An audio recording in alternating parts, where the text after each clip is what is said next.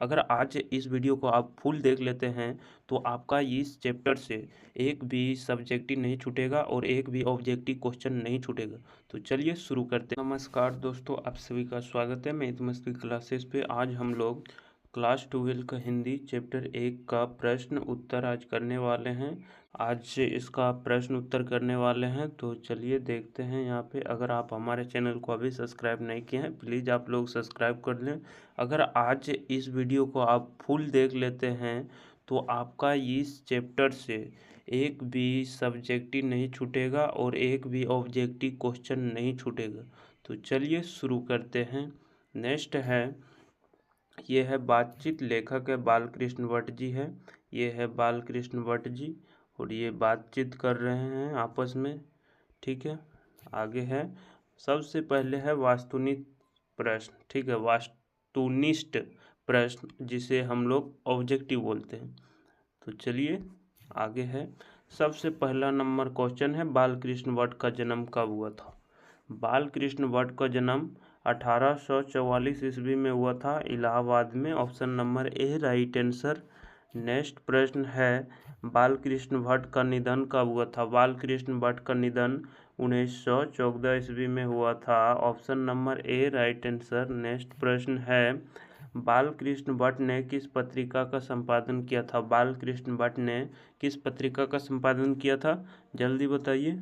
तो हो जाएगा हिंदी प्रदीप को वो संपादन किया था, Hindi Pradeep. Option number A right answer. Next प्रश्न है, नूतन ब्रह्मचारी का लेखक का क्या नाम है। नूतन ब्रह्मचारी बालकृष्ण भट्ट का ही एक लिखा हुआ चैप्टर है, यह कहानी है, जो भी है, मतलब बालकृष्ण भट्ट का ही लिखा गया है। नेक्स्ट प्रश्न है, रेल का विकट खेल लेखक का नाम। रेल का विकट खेल नाटक का लेखक नाम बालकृष्ण भट्ट जी है। Option number A right answer. Next प्रश्न, मनुष्य की ईश्वर प्रदत्त शक्तियों में से एक है तो वाक शक्ति, ईश्वर की दिया गया वाक शक्ति हम लोग का है। Option number C right answer. Next प्रश्न है, रविंद्र कुशो ने कितने वर्ष बाद लोगों के बीच आए थे। रविंद्र कुशो ने कितने वर्ष बाद लोगों के बीच आए थे, 16 वर्ष। फ्राइडे के मुंह से ही पहली बार बोली सुने थे रविंद्र कुशो ने। नेक्स्ट प्रश्न है, एडिसन ने कितने लोगों की बातचीत को श्रेष्ठ मानती है। एडिसन के मानना है 2 लोगों की बातचीत सबसे श्रेष्ठ होता है, ठीक है। नेक्स्ट प्रश्न है, कितने लोगों की बातचीत में अंगूठी में नग की माना गया है। अंगूठी की नग सी माना गया है, तो 3। Option number B right answer. Next प्रश्न है, कितने लोगों की बातचीत में फॉर्मेलिटी आती है। कितने लोगों की बातचीत में फॉर्मेलिटी आती है, 4। Option number A right answer. Next प्रश्न है, यूरोप में बातचीत की कला को क्या कहते हैं। तो यूरोप में बातचीत कला को आर्ट ऑफ कन्वर्सेशन कहते हैं। Option number A right answer. Next प्रश्न है, काव्य कला प्रवीण दृष्टियों को क्या कहा गया है। तो सुहृदय दृष्टि। Option number A right answer. Next प्रश्न है, आधुनिक शुक्ल पंडितों की बातचीत को क्या कहते हैं। बातचीत को क्या कहते हैं, शास्त्र अर्थ। Option number A right answer, ठीक है। नेक्स्ट प्रश्न दिया गया है ऑप्शन नंबर 14। आप लोग अभी अपने दोस्तों के साथ वीडियो शेयर नहीं किए हैं तो प्लीज़ शेयर कर दें और लाइक भी कर दें और चैनल को प्लीज़ सब्सक्राइब कर दें। 1 के सब्सक्राइबर का पूरा मेरे शौक़ है भाई, 1 के सिर्फ करा दो यार प्लीज़। आप लोग 1 के करा देते हैं तो मैं सभी को PDF दूंगा, सबको दूंगा। चलिए गाइज, तो 25 वर्ष से ऊपर वाले बातचीत को कैसी होती है। 25 वर्ष वाले व्यक्तित्व के बातचीत कैसे होते हैं, तो प्रभावित होते हैं। Option number A right answer. Next प्रश्न है, 25 वर्ष के नीचे वाली बातचीत कैसी होती है। कल तो पढ़े थे 25 वर्ष की नीचे वाली बातचीत होती है दिल वाला। Option number B right answer. Next प्रश्न है, हमारी भीतरी मनोवृत्ति क्या दिखलाती है। हमारी भीतरी मनोवृत्ति नए नए रंग को दिखलाती है। Option number A right answer. Next प्रश्न है, भीतरी मनोवृत्ति को क्या माना गया है। भीतरी मनोवृत्ति को चमरिस्तान माना गया है। Option number A right answer, ठीक है। नेक्स्ट प्रश्न है, जिहा को क्या माना गया है। जिहा को कतरनी माना गया है। Option number A right answer. Next प्रश्न है, क्रोध को क्या माना गया है। क्रोध को शत्रु माना गया। Option number A right answer. Next प्रश्न है, क्रोध को काबू करने के लिए किसे काबू करना चाहिए? तो जिहा को काबू करना चाहिए। Option number A right answer. आप लोग अब बताइए कि आपका 20 में से कितना सही हुआ है। अगर आपका 20 में 20 सही हो गया तो आप बहुत अच्छे हैं, और जिसका थोड़ा बहुत कम हुआ है सही तो उसे मेहनत करना ज़रूरी है। और तो जिससे कि आपको ऑब्जेक्टिव अभी कर लेते हैं तो बाद में आपको ऑब्जेक्टिव सिर्फ एक बार पढ़ लेंगे तो आपको ऑब्जेक्टिव याद रहेगा, ठीक है। इसी तरह मैं भी अपना एग्ज़ाम में किया था और मुझे पूरा ऑब्जेक्टिव कन्फर्म याद है, अभी तक याद है। तो चलिए नेक्स्ट, भाषा में किसका मोक्ष रहता है? भाषा में नाज नखरा का मोक्ष रहता है। Option number A right answer. Next प्रश्न है, बालकृष्ण भट्ट का जन्म कहाँ हुआ? बालकृष्ण भट्ट का जन्म इलाहाबाद में हुआ था। Option number A right answer. Next प्रश्न है, बातचीत पाठ गद्य की कौन सी विधा है? तो बातचीत पाठ निबंध है। Option number A right answer. Next प्रश्न है, मनुष्य के रूप का साक्षात्कार कब होता है? मनुष्य का रूप का साक्षात्कार बोलने से होता है। Option number A right answer. Next प्रश्न है, बोलने से मनुष्य का रूप का साक्षात्कार होता है, किसका कथन है? तो वेन जॉनसन का कथन है, बोलने से मनुष्य का रूप का साक्षात्कार होता है। Option number B right answer. Next प्रश्न है, काव्य कला प्रवीण द्विमंडिला को क्या कहा जाता है? तो सुहृदय दृष्टि। Option number A right answer. Next प्रश्न है, रविंद्र कुशो ने पहली बार किसके मुंह से बोली सुनी थी? फ्राइडे के मुंह। Option number C right answer. Next प्रश्न है, बाहरी बातचीत में किसकी आवश्यकता पड़ती है? बाहरी बातचीत में फरीक का आवश्यकता पड़ती है। Option number A right answer. Next प्रश्न है, चार लोगों से अधिक बातचीत में क्या होता है? राम removal. Option number C right answer. Next प्रश्न है, नेक्स्ट प्रश्न, अनादर का मूल किसे कहा गया है? अनादर का मूल मतलब कि बिना बुलाए जाना। Option number C right answer. Next प्रश्न है, प्रचात्मक संसार का आईना किसे कहा गया है? भीतरी मनोवृत्ति को। Option number B right answer. Next प्रश्न है, बालकृष्ण भट्ट को आधुनिक हिंदी आलोचना का जन्मदाता किसने कहा था? तो किसने कहा था? रामविलास शर्मा ने। Option number C right answer. Next प्रश्न है, बालकृष्ण भट्ट को अध्ययनशील विद्वान और तीक्ष्ण बुद्धि का आलोचक किसने कहा था? रामविलास शर्मा ने। Option number B right answer. Next प्रश्न है, आचार्य रामचंद्र शुक्ल ने बालकृष्ण भट्ट को अंग्रेजी के किस निबंधकार की श्रेणी में रखा था? एडिशन और east. Option number A right answer. Next प्रश्न है, बातचीत पाठ की प्रकार का निबंध है? तो ललित निबंध है। Option number B right answer. Next प्रश्न है, बालकृष्ण भट्ट ने किस युग के रचनाकार थे? तो भारतेंदु युग काल के रचनाकार थे। Option number A right answer. Next प्रश्न है, जो कुछ धुआं और मवाद जमा रहता है वह भाप बनकर कैसे निकल जाता है? तो बातचीत से। Option number A right answer. Next और लास्ट प्रश्न ऑब्जेक्टिव का, भट्ट निबंधमाला कितने खंडों में प्रकाशित है? 2 खंडों में प्रकाशित है। आप बताइए कि आप 38 में से कितना सही कर पाए हैं। अगर आप 38 में 38 सही कर दिए तो बहुत अच्छा है, और 30 से प्लस है तो आप बहुत अच्छे हो, और थोड़ा बहुत मेहनत करना है। तो ठीक है, चलिए अब ऑब्जेक्टिव से आप लोग तो फर्स्ट ला सकते हैं, मतलब 240 नंबर तक ला सकते हैं सिर्फ ऑब्जेक्टिव अगर क्लियर कर लेते हैं तो, और फर्स्ट लाने के लिए कोई बड़ा चीज़ नहीं है। नेक्स्ट है अब सब्जेक्टिव क्वेश्चन, ठीक है, विषय निष्ठ प्रश्न, ऑप्शन से नहीं। तो चलिए शुरू करते हैं। व्याख्या करें। व्याख्या, ये तो 5 नंबर का आता है, 4 नंबर ये का आता है एग्जाम में। सच है, जब तक मनुष्य बोलता नहीं तब तक उनका गुण दोष प्रकट नहीं होता है। उत्तर, प्रस्तुत पंक्ति बातचीत निबंध से लिया गया है। इसके निबंधकार बालकृष्ण भट्ट जी है। पंक्ति के माध्यम से निबंधकार हमें बताना चाहते हैं कि मौन रहने पर गुण दोष का पता नहीं चल पाता है, बोलने से उनके भीतरी का गुण दोष प्रकट होने लगता है। कौवा और कोयल भी बोली के आधार पर ही अपना परिचय दे पाए हैं, वेन जॉनसन भी यही मानते हैं। यहाँ से यहाँ तक सेम रहेगा, यहाँ तक।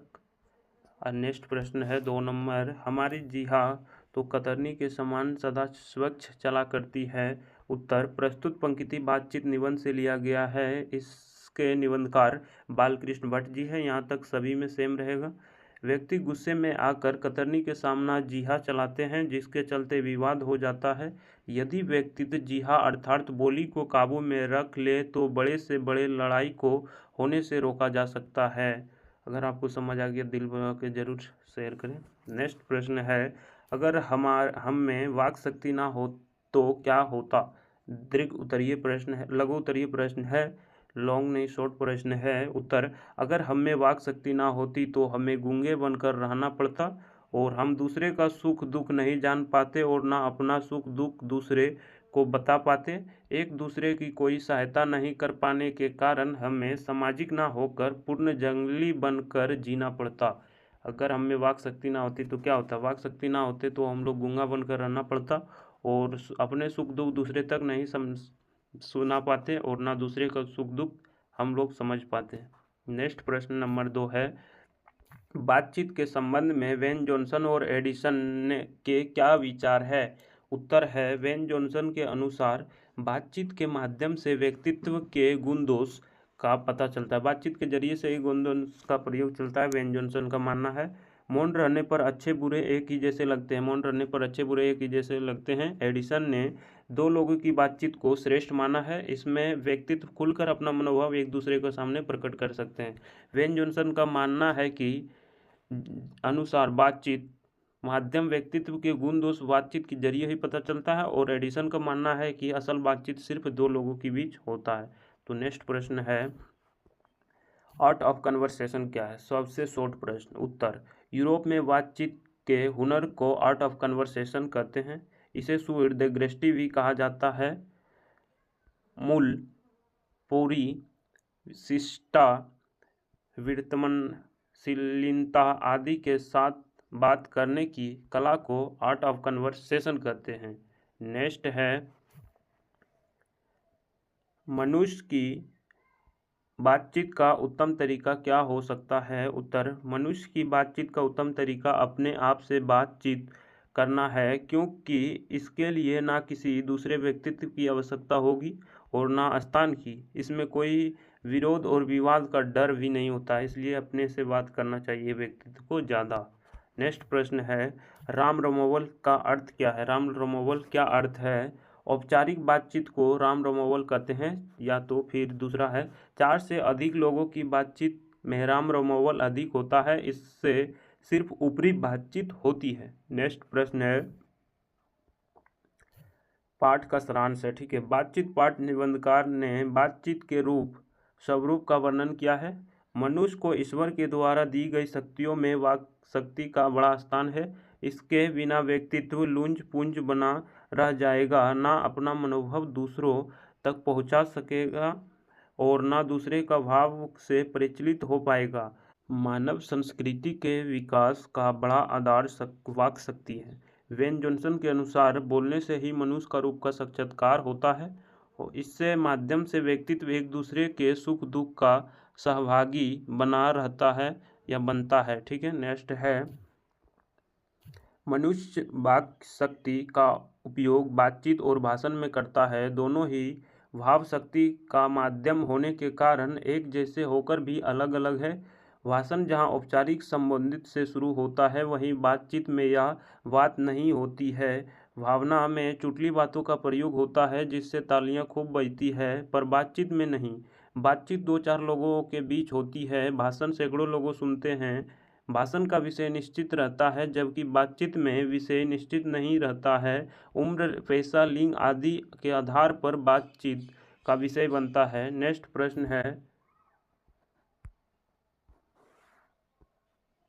एडिसन के अनुसार श्रेष्ठ बातचीत दो लोगों में होता है। लोगों की संख्या जैसी जैसी बढ़ती है, बातचीत में अपनापन कम होने लगता है, औपचारिकता बढ़ती है। 3 लोगों की बातचीत अंगुली में नख की तरह होती है। अधिकतम 4 लोगों में बातचीत हो सकती है। बातचीत भी एक कला है। यूरोप में इसे आर्ट ऑफ कन्वर्सेशन या तो इसे ही सुहृदय दृष्टि भी कहते हैं। नेक्स्ट है,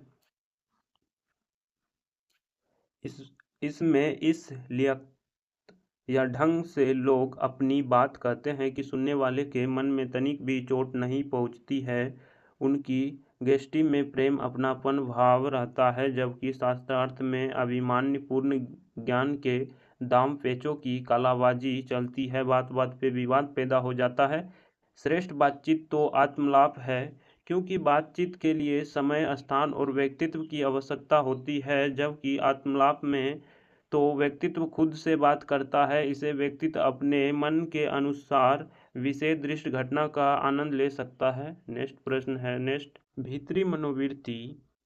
नेक्स्ट यहाँ से शुरू है। भीतरी मनोवृत्ति के आधार पर एक नवीन संसार का निर्माण कर सकता है। बातचीत में व्यक्तित्व या जिहा की बड़ी भूमिका होती है। इस पर नियंत्रण कर व्यक्तित्व क्रोध शत्रुओं से बच सकता है। इस प्रकार अवाक्य रहकर भी लोग आत्मचिंतन के आधार पर बातचीत का आनंद ले सकते हैं, जीवन और जगत के सुंदर बना सकते हैं। अवाक्य बातचीत तो मन की एकाग्रता है, जीवन का परम साध्य है। नेक्स्ट तो अब ख़त्म हो गया। तो आप लोग बताएं कि आज का क्लास आपको कैसा लगा। और आप लोग अभी तक हमारे चैनल को सब्सक्राइब नहीं किए हैं तो प्लीज़ आप लोग हमारे चैनल को भी सब्सक्राइब कर लें और अपने दोस्तों के साथ भी वीडियो को ज़रूर शेयर कर दें। तो मिलते हैं नेक्स्ट वीडियो में, तब तक के लिए जय हिंद, वंदे मातरम। और आगे बताएं कि किस टॉपिक पर वीडियो आपको चाहिए। तो धन्यवाद।